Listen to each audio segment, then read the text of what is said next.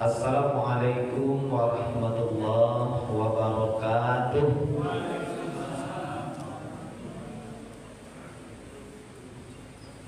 Alhamdulillah, alhamdulillahi rabbil alamin. Nahmaduhu wa nasta'inuhu wa nastaghfiruh wa na'udzu billahi min syururi anfusina wa min sayyiati a'malina. May yahdihillahu fala mudilla lahu wa may yudlilhu fala hadiya lahu. Asyhadu an la ilaha illallah wahdahu la syarika lahu wa asyhadu anna Muhammadan abduhu wa rasuluh la nabiyya wa rasula ba'da amma ba'd. Allahumma salli wa sallim wa barik ala hadan nabiyil karim wa nahnu ala dhalika minasy syahidin wa syakirin walhamdulillahi rabbil alamin. Qala Allah Ta'ala fil Qur'anil Karim, a'udzu billahi minasy syaithanir rajim. Bismillahirrahmanirrahim.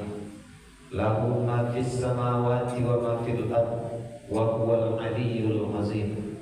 Takadu as-samawati yatafattarna min fawqihinna wal malaikatu yusabbihuna bihamdi rabbihim wa yastaghfiruna liman fil ardh.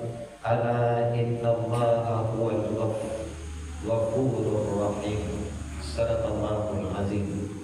Wa qala Nabi sallallahu alaihi wasallam fi kitabil hadits, Bismillahirrahmanirrahim. Isma syaita fa innaka mayyitun wa ahbib man ahbabta fa innaka mafariquhu wa amal masyaita fa innaka majziyun bih. Sumakala aidan al-haya'u minal iman. Bapak Ibu, para tuan guru, ustadz, alim ulama, buya, jadi pandai dalam negari Gunung Kandung, Ipape, Rumah Gadang. Umumnya hadirin wal hadirat, jamaah ba'da maghrib menjelang isya yang insyaallah dimuliakan Allah Subhanahu wa taala. Alhamdulillahirabbil alamin. Segala puja dan syukur kita persembahkan kepada Allah Subhanahu wa taala. Karena atas izin Allah jualan kita dipertemukan di malam hari ini dalam keadaan sehat walafiat, masih sempat hadir di rumah Allah menunaikan ibadah maghrib secara berjamaah.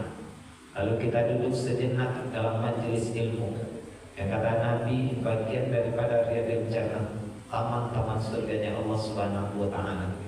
Mudah-mudahan Allah turunkan sakinah di dalam kalbu kita. Allah curahkan rahmat dan hidayahnya sehingga semakin istiqamah kita dalam menjalankan perkara agama dalam kehidupan ini, sehingga keistiqamahan itu melekat di dalam jiwa kita hatta adanal yatain, sampai benar-benar datang kepada kita kematian. Salawat dan salam dan junjungan kita Nabi Muhammad sallallahu alaihi wasallam. Allahumma salli ala Sayyidina Muhammad wa ala ali Muhammad.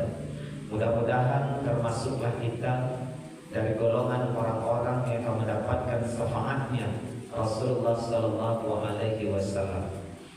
Maka istiqamahlah mengamalkan Al-Quran dan Sunnah, lalu perbanyaklah berselawat kepada Rasulullah sallallahu alaihi wasallam. Mudah-mudahan dengan demikian termasuk jualah kita dari golongan orang-orang yang akan mendapatkan syafaatnya Rasulullah sallallahu alaihi wasallam. Apa itu yang berbahagia? Lama tidak berjumpa, 1 bulan yang lalu, ya, setahun yang lalu loh, dari Podor inilah 2025 loh, sama. Ini kalau bulannya sebulan baru ya.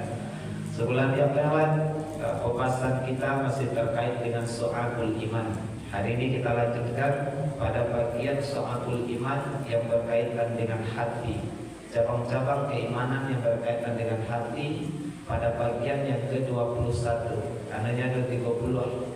Kemudian pada bagian amal atau cabang keimanan yang ditunjukkan dengan perbuatan ada 40, yang ditunjukkan dengan lisan ada 7 bagiannya, ada 77 cabang keimanan di dalam hadis baginda Rasulullah sallallahu alaihi wasallam. Apa itu yang berbahagia?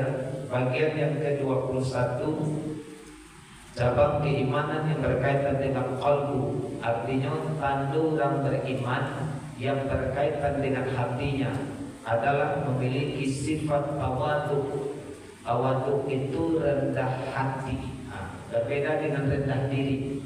Kalau rendah diri Bapak Ibu, ini orangnya minder, tidak mau bergaul, merasa diri lemah, merasa dirinya miskin, merasa diri awak tidak ada apa-apanya. Padahal kita di mata Allah itu sama di hadapan Allah Subhanahu wa taala. Yang membedakan kita hanyalah nilai takwa. Maka orang takwa biasanya sulit untuk berkembang dalam kehidupannya. Al-Quran mengajarkan bukan untuk rendah diri, tetapi rendah hati. Orang-orang yang rendah hati ini akan mendapatkan cinta dan kasih sayang dari Allah Subhanahu wa taala. Jadi ini akan menjadi bagian dari hamba-hamba Allah yang dikasihi, yang dicintai oleh Allah Subhanahu wa taala. Begitu Allah menggambarkan dalam Al-Quran surah ke-25 ayat 63. Kata Allah, wa ibadur rahmanul ladzina yamshuna 'alal ardi hauna wa idza khatabahumul jahiluna qalu salam. Hamba-hamba Allah dicintai itu, dikasih itu orang-orang yang berjalan di muka bumi dengan rendah hati. Dijauh kalau rendah hati berarti lawannya Bapak Ibu adalah sombong, ujub, membanggakan diri. Kalau baca dari hadis Nabi, orang yang di dalam hatinya ada kesombongan meskipun sebesar biji zarah. Kalau di awalnya setitik debu lah, segenap atom, maka haram untuknya untuk masuk ke dalam surga Allah. Makna sombong, apa itu sombong? Merasa bangga terhadap diri kita. Kalau merujuk kepada hadis Rasulullah, sombong sesungguhnya itu adalah menolak kebenaran. Itu sombong sana ya Pak.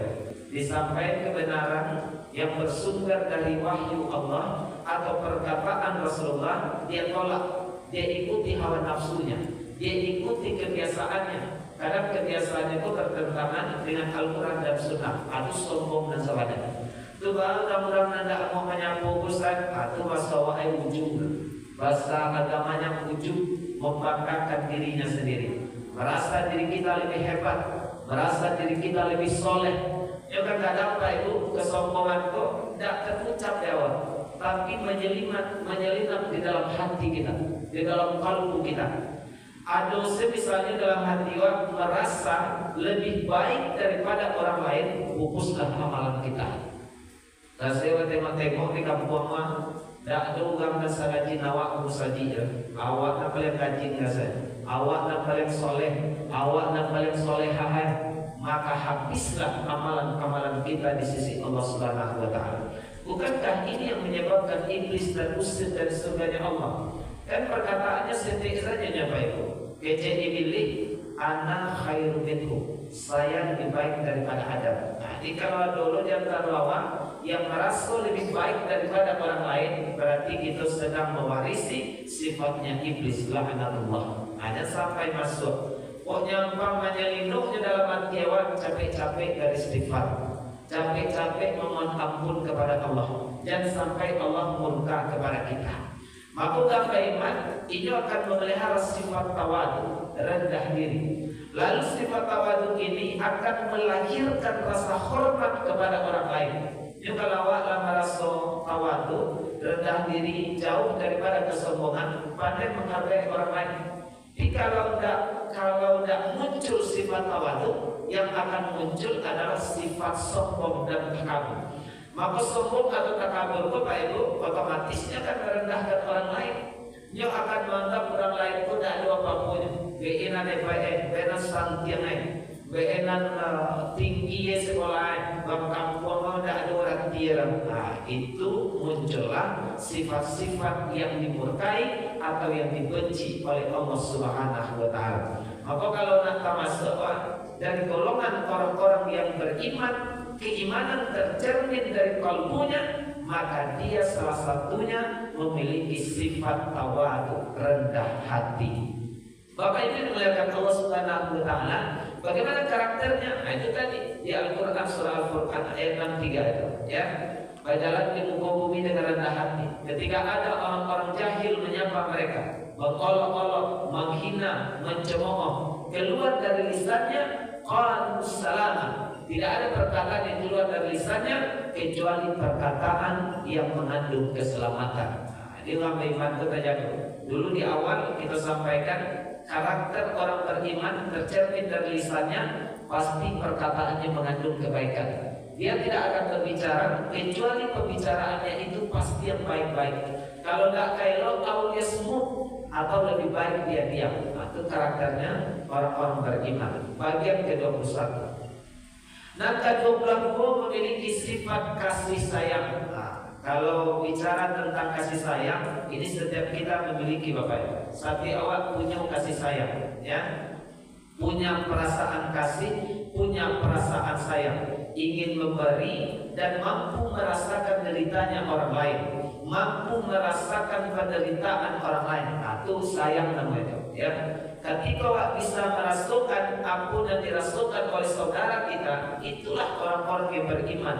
Karena kan orang beriman kok nyo akan mencintai saudaranya seperti dia mencintai dirinya sendiri. Kalau awak nak selamai hidup awak, baca membawa orang lain supaya dia selamai. Kalau kita ingin nanti mati lalu bertemu dengan husnul khatimah, seharusnya bukan kita saja, tapi setiap saudara kita juga harus berjumpa dengan husnul khatimah. Artinya Pak Ibu, muncul sikap kepedulian terhadap saudara-saudara kita. Bukankah banyak hadis yang menjelaskan tentang makna persaudaraan dalam Islam? Ada yang menyampaikan orang beriman itu seperti satu bangunan yang satu sisi dengan sisi lain saling menguatkan. Ada yang menyampaikan orang beriman itu bagaikan sebatang tubuh. Ketika satu sakit yang lain ikut merasakan sakit. Begitulah persaudaraan yang dilahirkan dengan landasan tauhid atau keimanan kepada Allah Subhanahu wa taala. Lalu mencintai dan menyayangi, berkasih sayang terhadap orang lain, ini tentu dilandasi dengan nilai-nilai kebenaran. Kalau awak kasih sayang, akan mudah untuk saling membantu, mudah saling menolong, mudah saling meringankan beban orang lain. Karena Pak Ibu prinsipnya, siapa yang melapangkan kesulitan saudaranya, kita baca dalam kitab Bulughul Maram itu ada hadis Rasulullah menjelaskan, siapa melapangkan kesulitan saudaranya, maka Allah akan melapangkan kehidupannya dunia akhirat. Masya Allah. Luar biasa. Allah akan menolong seseorang selama dia menolong saudaranya. Jika awak coba menolong orang, insya Allah tak tolong dia. Siapa yang menolong? Bukan orang yang kita bantu. Prinsipnya Pak Ibu. Jika kita menolong orang, jangan dipikir bila dia menolong Pak. Apa lu nak bisa ditolong Pak? Jangan pikirkan yang demikian. Tapi saat kita membantu orang lain, meringankan bebannya, yakin dan percayalah melalui untayan lisan baginda Rasulullah telah disampaikan bahwa yang akan membantu kita adalah Allah, yang akan menolong kita adalah Allah. Kalau Allah nalah ikut campur tangan dalam diri Bapak Ibu untuk memberikan kebaikan-kebaikan, tak akan ada satu makhluk pun yang bisa menghalangi kebaikan itu sampai kepada kita. Jikalau andalan undang ya, manusia itu nak ampu kedudukannya, nak warana tinggi jabatannya Pak Ibu, pasti ada keterbatasannya. Itu manusia, karena sifatnya manusia memiliki keterbatasan. Nada tabat tegol kekuasaan Allah Subhanahu wa taala. Maka berkasih sayanglah dalam kehidupan kita, saling mencintai, saling menyayangi karena Allah Subhanahu wa taala, sehingga muncul nilai-nilai persaudaraan. Kalaulah merasa bersaudara, pasti tidak akan ada lagi memfitnah, tidak akan ada lagi saling berseuzon, tidak akan ada lagi untuk saling membicarakan keburukan orang lain. Pasti kita akan saling menutupi aib saudara kita.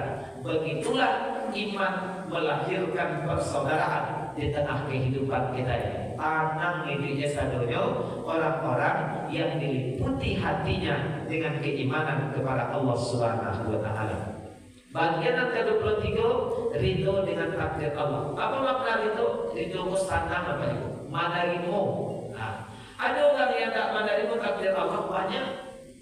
Dalam hadis qudsi kita baca, malam yashkur nikmati, siapa yang tidak bersyukur akan nikmatku Allah dan tidak menerima ketetapanku, maka keluarlah dari langit dan bumi itu kata Allah. Kan Bapak Ibu, tidak bersyukur akan nikmat Allah, tidak menerima ketetapan Allah, keluar gentahus samawati wal ardh, keluar dari langit dan bumi itu cari Tuhan selain aku. Kamu kok cari Pak Ibu? Sementara dalam hati sudah terpatri la ilaha illallah, tidak ada ilah yang berhak kita sembah atau kita ibadah illallah kecuali hanya Allah. Jadi kalau tidak bersyukur, tidak menerima ketetapan Allah, keluar dari langit dan bumi. Maka sadunan kita taimu dalam hidupku Bapak Ibu, itu adalah takdir Allah, ketetapan Allah pasti akan berlaku.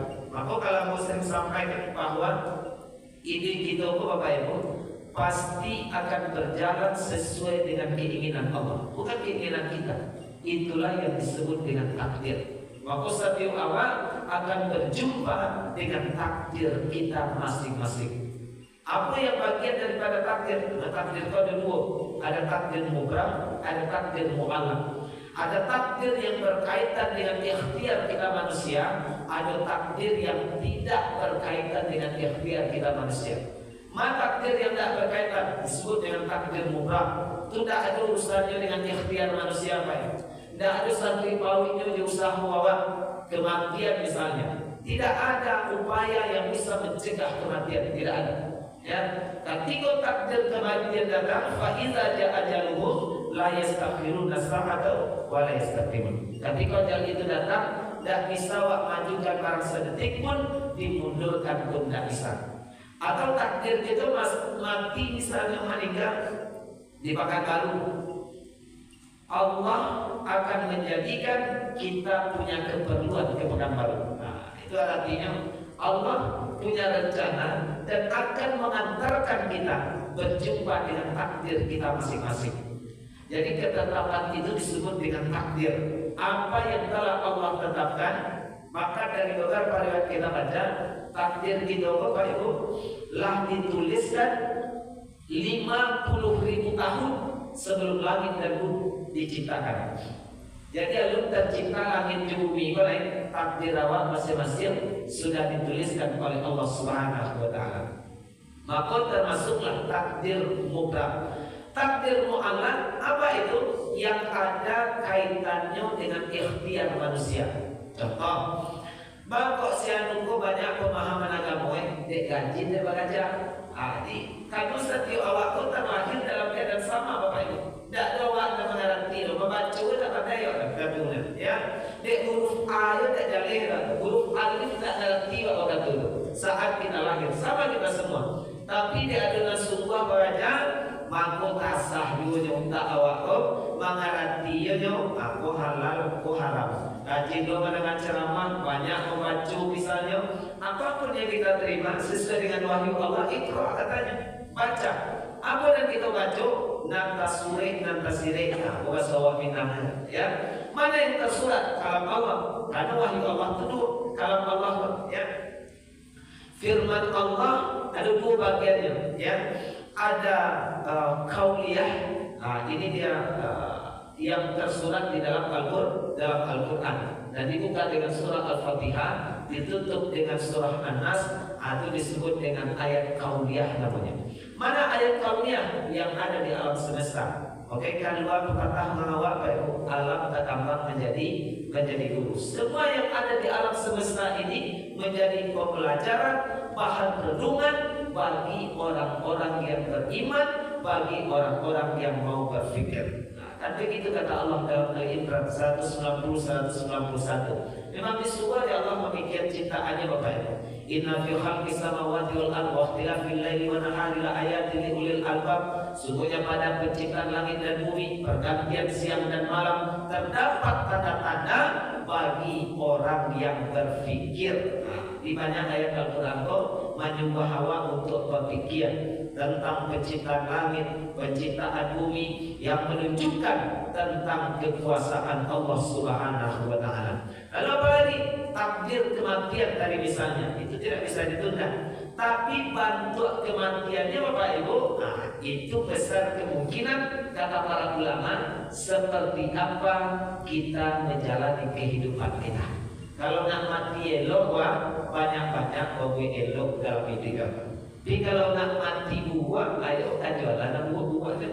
Ini dua saja pilihannya. Kalau nak husnul khatimah, pasti su'ul khatimah. Kalau nak mati nan elok, pasti mati nan buruk. Apa itu memuliakan Allah Subhanahu wa taala? Kamu tunas pada detik.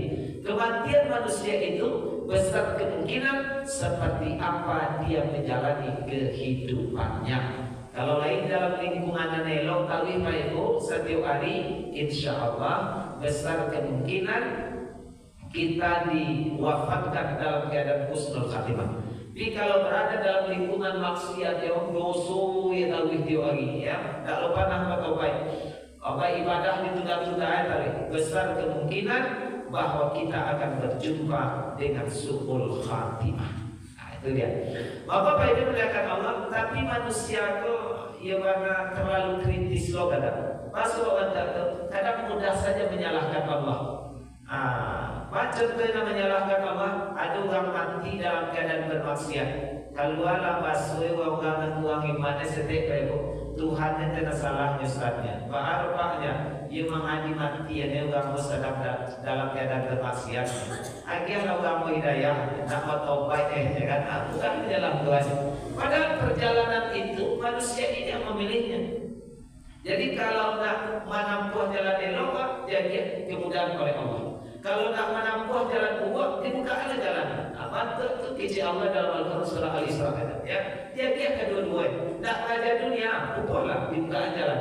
Nak mengajar kehidupan akhirat, kejar kata Allah, diberi kemudahan. Kedua-dua. Kullan numiddu haula'i wa haula'i. Jadi kedua nak jalan kanan, nak jalan kiri, diberi kedua-duanya kemudahan oleh Allah Subhanahu wa taala. Dan konsekuensinya ketika menempuh jalan elok, pasti kebaikan yang akan datang kepada kita.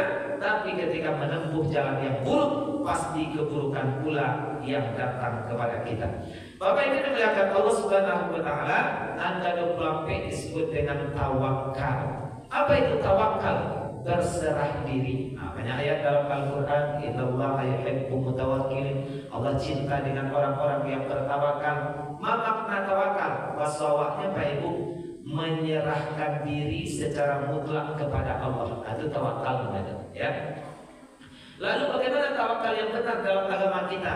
Tawakal yang benar itu setelah kita memaksimalkan ikhtiar. Ayat bertawakal bihi wa nasum ya. Usaha indah apa tidur indah kok karasaki waktu ku wedenya bazikir ya rumah sumaya ya rumah salah ya bakal indah apa tidur indah usaha indah. Tapi saki kok Pak Ibu, tapi insya Allah orang-orang yang seperti ini tidak akan berjumpa dengan rezekinya karena dia tidak berikhtiar. Karena ikhtiar itu bagian daripada jalan untuk menjemput takdir kita. Setelah memaksimalkan ikhtiar, barulah kita bertawakal kepada Allah Subhanahu wa taala.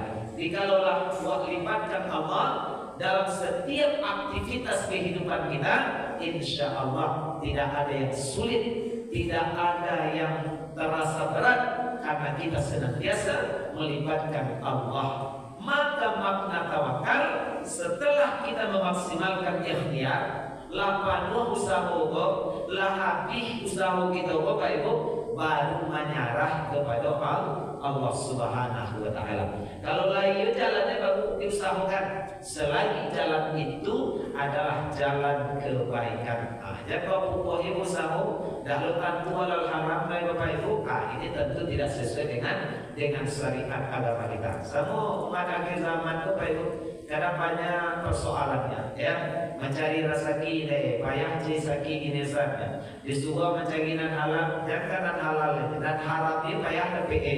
Kalau langkah dua kapan itu berarti kurang keyakinan terhadap Allah yang Maha Razak, bahwa Allah lah yang Maha pemberi rezeki. Maka Bapak Ibu melihat Allah Subhanahu wa taala, mari kita upayakan diri kita untuk senantiasa bertawakal kepada Allah. Bertawakal kepada Allah, tapi dengan syarat bahwa tawakal kita setelah memaksimalkan ikhtiar. Jadi harus libatkan Allah, Pak Ibu. Harus bersandar kita kepada Allah. Karena siapa sampai kita mengadu? Siapa lagi tempat kita bersandar kalau bukan hanya kepada Allah? Hasbunallah ni'mal wakil, ni'mal maula wa ni'mat nasir. Cukup Allah yang menjadi penjaga bagi kita. Cukup Allah yang menjadi pelindung bagi kita. Kalau Allah yang sudah menjaga kita, Allah yang sudah melindungi kita, maka insya Allah apapun bentuk keburukan dan kemudaratan dengan izin Allah tak akan sampai kepada kita. Betul Bapak Ibu, bertawakal kepada Allah Subhanahu wa taala. Bagian yang ke-25, meninggalkan sifat takabur dan menyombongkan diri. Jadi orang beriman pasti akan meninggalkan sifat-sifat takabur dan menyombongkan diri. Tidak boleh. Tadi telah kita uraikan di awal juga, kita singgung bahwa tidak ada kebaikan pada jiwa orang-orang yang sombong. Jadi Pak Ibu, kadang dek rajin kita paraja, rajin menuntut ilmu, jangan pikir bahwa setiap kita ini telah terbebas dari kesombongan. Belum tentu. Yang kadang semakin paraja, semakin luas dalami ilmu agama, semakin besar peluang kita untuk menyombongkan diri. Jadinya aku pernah baca kitabnya Talbis Iblis namanya, karangan Ibnu Jauzi. Dahsyatnya tipu daya iblis itu Pak Ibu. Kadang kita berpikir adalah mana kalau terbebas dari tipu daya iblis. Tidak ada di antara kita yang bisa memastikan bahwa kita terbebas dari tipu daya iblis. Dia datang memang dari beberapa riwayat baca, dan paling sulit digoda oleh setan itu Bapak Ibu adalah orang berilmu. Tapi kalau ahli ibadah, nyulah rajin ibadah, ilmunya tidak ada orang, ini mudah disesatkan oleh iblis. Dan paling sulitnya masuk adalah kepada ahli ilmu, orang-orang dan mengerti tentang ilmu. Tapi tidak semua orang berilmu itu terbebas dari tipu daya iblis. Bahkan di banyak di antara ahli ilmu yang akan mendapatkan kafarat ilmu namanya, keburukan dari ilmunya. Bukan malah manfaat, tapi justru keburukan lantaran dia menyombongkan diri, merasa lebih hebat, merasa lebih pintar, merasa lebih soleh, lebih paham dari orang semuanya. Maka yang akan muncul adalah sikap takabur dan sombong. Tidak boleh dipakai selendang Allah itu, karena kesombongan itu selendang Allah baik. Tak ada satu makhluk pun yang diizinkan oleh Allah untuk memakai selendangnya Allah Subhanahu wa taala. Maka Bapak Ibu dimuliakan Allah Subhanahu wa taala, berhentilah untuk menyombongkan diri, berhentilah kita untuk merasa bisa segala sesuatunya dengan kehebatan kita, dengan kepintaran kita. Ingatlah bahwa kita sebagai manusia, kemampuan kita terbatas. Tidakkah kita memperhatikan apa yang melekat pada diri kita? Pandangan mata Pak Ibu kabateh. Pikiran kita terbatas, langkah kaki kita terbatas, jangkauan tangan kita terbatas. Semua yang ada pada diri kita terbatas. Bahkan hidup kita pun dibatasi oleh Allah Subhanahu wa taala. Lalu apa yang akan kita sombongkan? Oh gini lah sadue, punya sadue. Bertitel kita, punya kedudukan, toh itu hanya khayali. Kan dunia kok khayali saja Pak. Khayali itu aslinya terbatas waktunya. Tengoklah dalam istilah ya. Ada kalanya seseorang itu dilantik, ada kalanya dia menyerahkan jabatan. Ada kalanya kita sehat, ada masanya kita sakit. Ada kalanya kita bahagia, ada kalanya kita tersakiti, merasa sedih dan kecewa. Inilah hakikat daripada kehidupan dunia. Mengganti batu kali Bapak Ibu, ya. Kok sakit dan asal mulai sakit, ya. Kok sampai mati ya sana, kan dia tak salah buat sampai mati dia jarang. Tapi penyakit lain, ya. Entah kok muncul penyakit baru ketika dia berada di alam barzah. Ma penyakit baru tidak terjawab pertanyaan mungkar nakir. Ayo datang kembali itu penyakit baru, ya. langkanai kubur, langkanai kambing, langkanai cabai-cabai badannya, tergantunglah dari amalannya semasa dia hidup di atas dunia. Tapi semua yang melekat pada diri kita pun di atas dunia ini kita tak punya kuasa untuk mempertahankannya. Hakikat daripada kehidupan dunia, kalau dah awak nak meninggalnya, Pak Ibu, dunia pun akan meninggal awak. Itu pasti. Dah ada yang kekal dan abadi dari kehidupan kita di atas dunia ini. Lantas untuk apa kita sombong? Untuk apa kita membanggakan diri? Ya, untuk apa kita tampil melebihi dari tampilan orang lain kalau hanya untuk mendapatkan pujian? Karena biasanya Pak Ibu, orang-orang sombong, orang-orang yang takabur itu dia hanya butuh satu tuh, pengakuan, nah, ya, sanjungan, pujian. Maka takabur dan kesombongan beriringan dengan sifat ria, beriringan dengan sifat sum'ah. Hati-hati kalau itu, dan kita jalankan tadi bisa menghilangkan dan menghapus setiap amal kebajikan yang kita laksanakan di atas dunia ini. Bapak Ibu melihat Allah Subhanahu wa taala bagian yang ke-26, tidak dengki dan tidak iri hati. Apa bedanya dengki dan iri? Kalau iri kok hanya perasaan tidak senang ketika mencari orang lain mendapatkan nikmat. Soalnya kadang-kadang kawan di kantor naik jabatan, awak merasa tidak senang ya, itu perasaan dengki dan perasaan iri nama itu. Ya, ya soalnya iri kok bagian daripada akhlakul mazmu'ah, akhlak yang tercela Bapak Ibu. Kecuali, jadi iri dan dimuliakan. Mana iri yang dibolehkan? Hanya dua saja. Pertama, iri kepada orang yang pandai membaca Al-Quran, lalu dia mengamalkan siang dan malam. Itu boleh apa iri? Kau selancarin turunlah suatu orang mengaji doa siang di malam. Dapat diganti dia mengaji. Itu boleh iri itu Pak itu. Ya. Nah kedua, iri kepada orang kaya yang senantiasa mendermakan hartanya di jalan Allah. Jadi tiap hari kita ibahin apa? Menolong agama, membantu orang lain, menyalakan orang piti, menolong orang lain, melapangkan kesulitan. Pokoknya dia belajar arah tuh lalu di jalan Allah.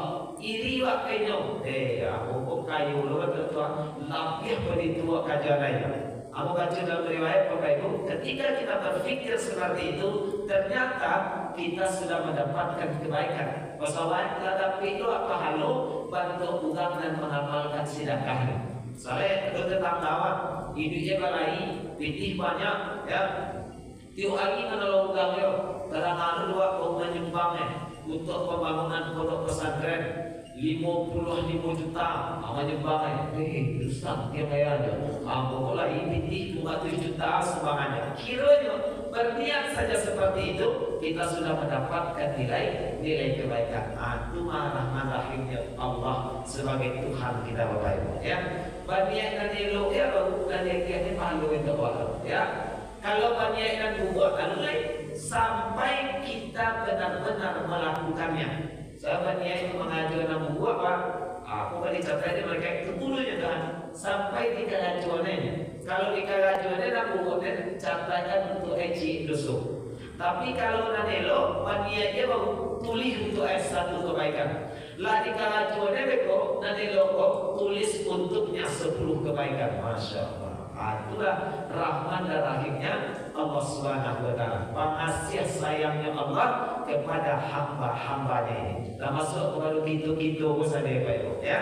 Bania itu buat lalu dicatatkan. Bania elok dicatatkan. Nanti gua kerajukan 10 kali lipat dari. Maka Pak Ibu yang melihat Allah Subhanahu wa taala, kalau tinggi itu lebih tinggi levelnya daripada iri kamu. Kalau iri hanya perasaan tidak senang melihat orang lain mendapatkan nikmat. Kalau dongki dongki bahasa apa ada tak ada. Kau dengki bahasa. Kalau dongki bahasa Minang lain cikir pintar. Ya, ini dengki. Maksudnya dengki itu Bapak Ibu adalah bukan hanya perasaan tidak senang melihat orang lain mendapatkan nikmat, bahkan melebihi itu. Nyowa nikmat yang didapat dari saudara waktu hilang. Ada jadi dapat nikmat dong. Itu dari orang-orang yang dengki. Bahasa wae po Ibu nan lazim kirim SMS dengan memaikan senang mencelik orang susah, susah mencelik orang senang. Itu penyakit iri jo dengki ya. Iri perasaan tidak senang, kalau dengki dianting perasaan tak senang oleh. Ingin yang nikmat dan didapat dari saudara itu hilang dari kehidupannya. Apa itulah orang-orang yang dengki. Maka Bapak Ibu kata Allah Subhanahu wa taala, inilah yang harus kita mujahadahkan diri kita. Nyo akan masuk tadi ke dalam hati perasaan dan tidak elok. Inilah yang harus kita lakukan secara mujahadah, bersungguh-sungguh melakukan tazkiyatun nufus, membarasihan diri kita, membarasihan hati awak. Baca banyak-banyak baca Al-Quran, berkumpul juga orang soleh, banyak berzikir, ya, sholat malam, wakajukan itu untuk membarasihan diri awak. Insya Allah semakin rajin kita mengerjakannya, semakin disucikan oleh Allah kalbu kita, semakin dibarasihan hati awak. Bagian yang ke-27 itu adalah rasa malu. Dalam hadis Nabi dikatakan al-haya'u minal iman. Malu itu sebahagian daripada iman. Jadi kalau orang memiliki rasa malu, itu tandanya ia masih memiliki kualitas iman. Tapi kalaulah tidak memalu itu ya Pak Ibu, berarti lah keluar patut dari dalam dadanya. Banyak orang tidak memalu sabuah yang kadang dia ulah konten kreator kemudian dia ulah FB Pro, malingko dah tentu awak lah semua guys. Dilaki atau juga sternya guys, malingko jumbo kameranya. Tapi jempol saya tulis anak lontie, pada pitihin lagi kan? Betul ya. Hilang rasa malu. Masuk kepada dunia pendidikan hari ini. Kalau di sekolah Bapak Ibu kan, jadi kadang awak lu malu menilai Bapak Ibu. Masa kita sebagai guru malenggok-lenggok lo, joget-joget lo di muka kameranya, lalu akan hilanglah marwah kita sebagai seorang guru. Coba awak kemenagahan pelajar, maka menagahan siswa, karena joget-joget awak nak lagi malu pak ibunya hari tengok TikTok hari orang ibu kayaknya malu kan. Maka Bapak melakukan Allah, inilah penyakit akhir zaman yang menjamur dalam kehidupan kita, hilangnya rasa malu. Orang ini tidak malu berbuat dosa lain, tidak malu bermaksiat lain, tidak malu berzina lain, tidak malu mengajukan larangan Allah lain. Apa sebab? Karena iman telah meninggalkan dadanya. Kalaulah kosong hati dan iman, maka malu akan juga tersingkir dalam kehidupan kita. Bapak Ibu, semakin tinggi rasa malu seseorang, insya Allah semakin baik kualitas keimanannya. Apa malu? Bapak Ibu melihat Allah Subhanahu wa taala angka 28, tidak mudah marah. Di dalam iman itu tidak pegang, tidak mudah marah ya. Labangan udah memancing emosi sehingga kecil Nabi nama disingkat juga dan buah itu sebenarnya Pak Ibu bukan orang yang kuat berkelahi. Saya baca kalah musuhnya. Nah itu karena buah itu ya. Orang yang kuat itu adalah orang yang sesungguhnya bisa marah tapi dia tidak mau marah. Dia bisa pegang tapi tidak mau pegangan. Aduh iya doanya. Astagfirullahaladzim. Masyaallah. Astagfirullah. Dilakukan jadi senyum megakan.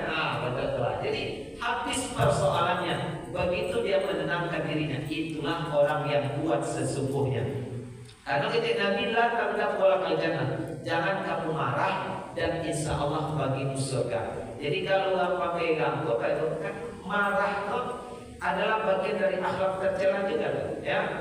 Kalau apa pegang, bukan pun malih itu mendaki dia. Saya mau jangan aja, pengurangan sama aja. Dia keluarkan buahnya, dia awak dia gini kan. Mantap yang meja makam tanah itu aja. Cuma pun tidak bagus, apalagi dalam mendidik anak-anak. Kalau mendidik anak-anak Pak Ibu, ini kan telah banyak perkembangan psikologi, ilmu pengetahuan, rasa pun dikaji dengan gini Pak Ibu. Kiranya anak-anak nanacukkan yang lagi dengan tua itu sensor motorik dari utak aku tak aduh di bawah. Kalau bahasa kampungnya ada apa jalan? Jelek bawa sekali dalam kata dua ya. Jadi respon kau tak itu malam di bawah. Kalau pajak kocok dan lagi, Maka tengoklah sifat Nabi Pak Ibu. Tak pernah bersubuk dalam hadis-hadis Nabi. Nabi punya sifat pemarah. Salah-salah dia orang dan ayat aku ini pernah Nabi Nabi mendakwahkan agama ini dengan lintalahu, dengan lemah lembut. Dia sampaikan kebenaran, dia ajak orang lain, bahkan mencari akhlak Nabi saja bukan tutup Pak Ibu. Orang lahampung bersahadat, mencari akhlak sahabat tanam juga mencari. Awak ini sesama Islamnya kena malih ke sebuah barang, dia menyalahkan awak ke diri jeraja. Dia lagi ni, pokoknya kalau nak semua dengan dia salah yang lain, kan? Naku, kau semua yang naku, kau salah naku, kau nak kaji Nabi naku, ketik naku, dia naku, ada senang naku, ya sedih kaya adanya, ya. Sialulah kawan Nabi suat di dalam serbu gigi. Bapak ibu melihat Allah Subhanahu Wa Taala, maka tidak mudah marah. Nyoberangku aduk masuk di kuliah bapak. Kapan itu? Saat kita membela agama kita. Itu boleh marah. Membela agama, mempertahankan harta, mempertahankan harga diri, mempertahankan keturunan kita, itu mulia. Tapi dengan adab, waktu itulah mulianya Islam. Marah saja ada adabnya. Berperang saja ada adabnya. Dia jadi masuk Nabi, Nabi sampai ke sahabat kalau malam mereka jangan dipukul wajah orang musuh. Tidak boleh tu baik memukul wajahnya. Tidak boleh melukai induk-induk. Tidak boleh melukai anak-anak. Waktu itu adabnya dalam agama kita. Ia mana mulia Islam. Ego kita kalau untuk Bapak Ibu berada dalam lingkungan dinul Islam, tinggal kita mempelajari, memahami dan mengamalkan dalam kehidupan kita. Jangan mudah marah. Nah, ke-29 tak menipu, tak suuzon, tak merencanakan keburukan orang lain. Jangan menginjau diri kalau menginjau hewan, bukan mungkin disawat injau, tapi Allah pasti tidak akan pernah tertipu oleh kita. Orang lain disawat olok-olok Pak Ibu, Allah tidak disawat olok-olok. Orang lain disawat bodoh-bodohi, Allah tidak disawat bodoh-bodohi. Maka jangan menipu. Saya santiang tupai malumpe juga sesekali kata baik. Saat pandai-pandai mengijuh sesekali kata muka. Diijuh dia orang, diota dia orang. Dia ulang mencari keuntungan secara pribadi. Tak boleh. Yang terakhir Bapak Ibu melihat Allah Subhanahu Wa Taala menanggalkan kecintaan kepada dunia, termasuk cinta harta dan cinta jabatan. Kalau dalam ilmu sufisme, ilmu tasawuf, ini disebut dengan sifat zuhud. Apa makna zuhud? Meninggalkan kehidupan dunia. Meninggalkan kehidupan dunia, tidak mati saja. Kalau mati itu meninggal dunia. Nah, ini meninggalkan kehidupan dunia. Wah, ini waktu dari dunia, tapi tidak tergiur dengan kemewahan. Tengoklah kehidupan Nabi ya sederhana. Rumahnya yang begitu sederhana, keseharian Nabi yang begitu sederhana. Inilah sifat zuhud yang diajarkan oleh Rasulullah SAW. Tampillah secara sederhana, jangan terlalu berlebihan, karena segala sesuatu yang berlebihan tidak disukai oleh Allah Subhanahu Wa Taala. Bahkan makan dan minumnya baik kalau lama-lama tidak disukai oleh Allah. Kulu wasrabu ala tusrifu sayna innallaha yuhibbul musrifin. Makanlah, minumlah, jangan melampaui batas, karena sesungguhnya Allah tidak suka dengan orang yang melampaui batas. Jadi mari kita belajar bagaimana kehidupan dan hakikat daripada kehidupan dunia.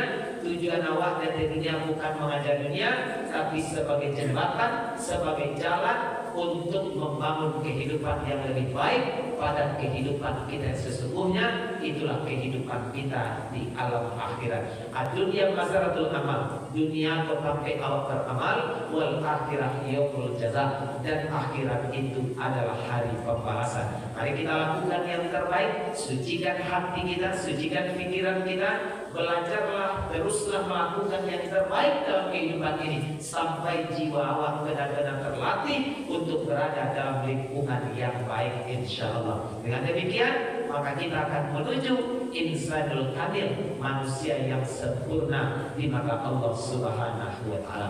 Bapak Ibu muliakan Allah Subhanahu Wa Taala, itu barangkali bagian cabang keimanan yang berkaitan dengan kalbu. Karena waktu Isya kita telah masuk, kita cukupkan dulu insyaallah oleh waktu dan kesempatan. akan kita uraikan bagian keimanan yang berkaitan dengan perbuatan 40 bagian. Terima kasih. Subhanallah wa bihamdika, asyhadu an la ilaha illa anta, astaghfiruka wa atubu ilaik. Assalamualaikum warahmatullahi wabarakatuh.